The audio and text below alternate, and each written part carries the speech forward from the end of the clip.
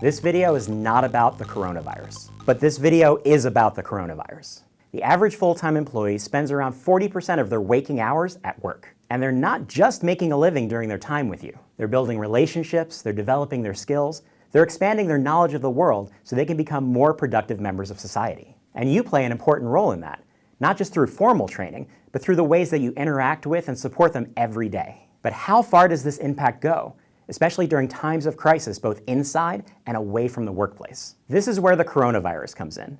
But we're not just talking about this particular worldwide challenge. We're also talking about storms, wildfires, economics, violence, all of the topics that affect your team members as people, not just employees. If you want people to do their best work every day and take care of your customers, you have to expand your support strategy beyond just the day-to-day business. Your team has to develop the tactics that can help people build the knowledge and confidence necessary to face these intense situations, while also helping your business remain agile.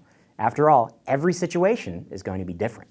I'm not saying you have to dedicate extensive resources to build training on every possible social issue. And many of you may already be taking steps like this, especially with this particular situation. What I am saying is you need the right mechanisms in place so you can be proactive and get in front of these issues before they impact people, both at work and at home. So what kind of tactics can you leverage, especially if you're constantly struggling to get people to complete any type of training? Let's start with shared knowledge.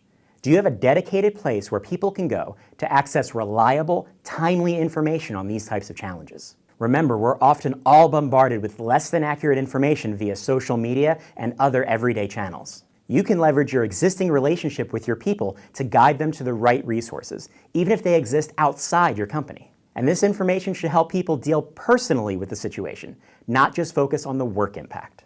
Next, there's communication. And this is something you likely already have in place, maybe through your PR, marketing, or HR teams. You can coordinate with these departments to make sure people are aware of not just the issue, but also additional resources and processes. This can often be done through traditional channels like email or team messaging, but if you support a frontline audience that's often more difficult to reach, you may need to consider new tactics so the information doesn't fall victim to the cascade problem. Finally, there's reinforcement.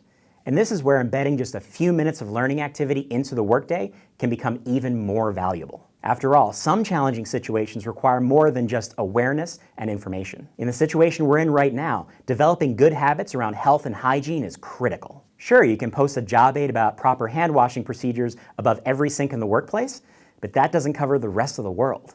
But if you have a mechanism for daily training in place, you can proactively shift people's focus and reinforce the right behaviors to make sure they stay top of mind long term. With adaptive learning, you can even blend these topics with traditional workplace training to make sure your focus is again on driving that long-term behavior change, not just momentary awareness. Situations like this are an unfortunate part of life, and people rely on their employers to make the right decisions to help them overcome these challenges. You have a clear role to play to help people be as prepared as they possibly can. After all, a modern learning mindset is all about putting the person at the center of our workplace learning strategies. While we probably can't solve the problem ourselves, we can show people that they are the priority and that we're there to help them when these challenges become the most important thing in their minds.